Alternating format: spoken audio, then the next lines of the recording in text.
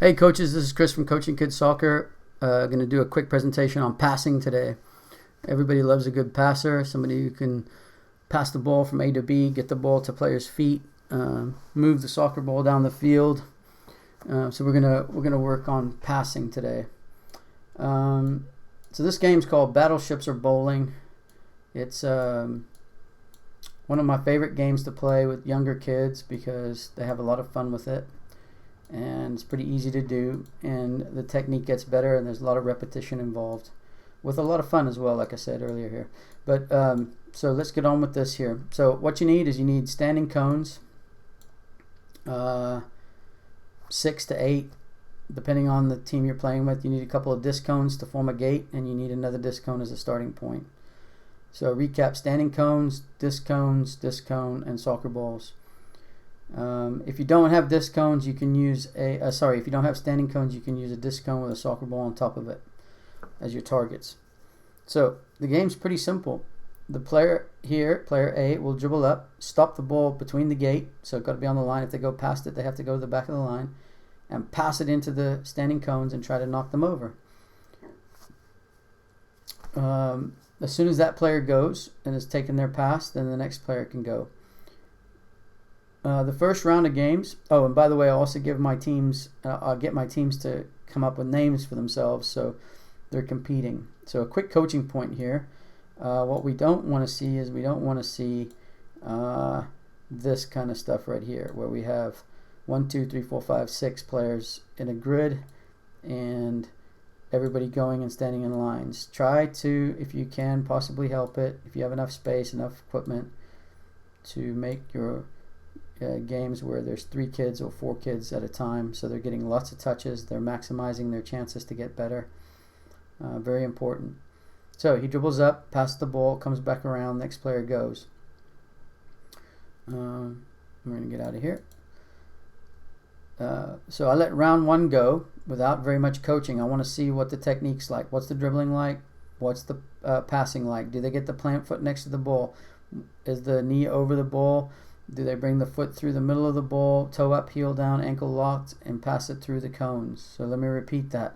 Plant foot, foot, ankle locked, toe up, heel down, playing through the middle of the ball so the pass goes through the cones. That's what we want to see. If we're seeing that, then we have a decent team here that can pass the soccer ball. If we're not, we have work to do as coaches.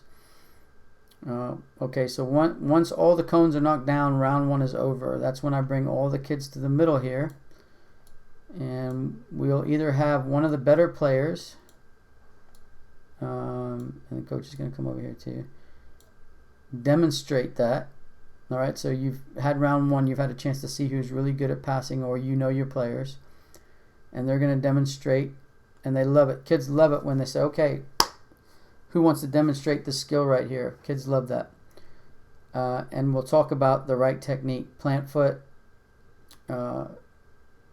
kicking foot, toe up, heel down, ankle lock, playing through the middle of the soccer ball, leaning over the ball slightly, keeping shoulders and head straight.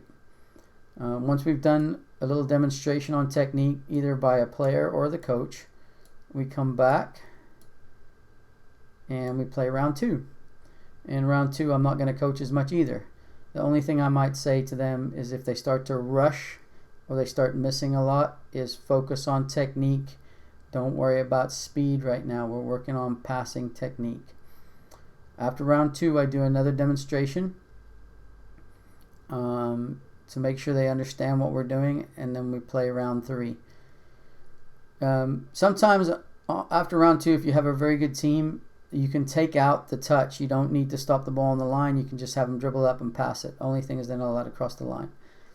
If they're struggling with the technique, then still have them stop the ball.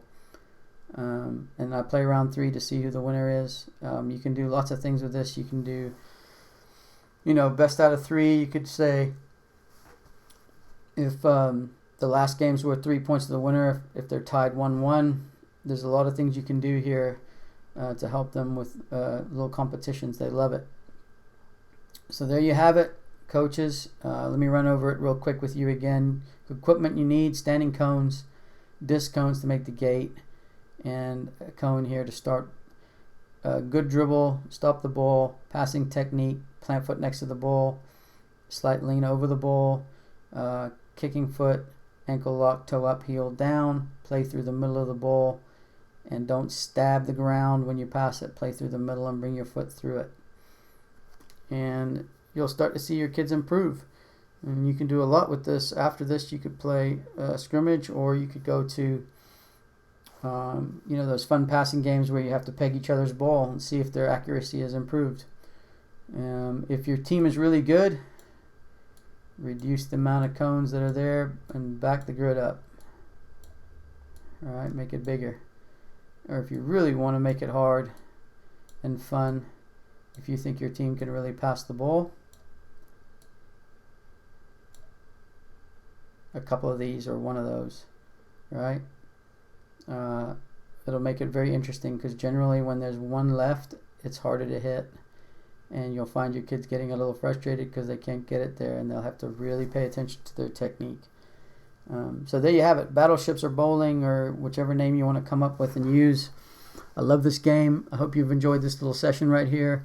Please leave some feedback or a thumbs up, or you can reach me at www.coaching-kids-soccer.com.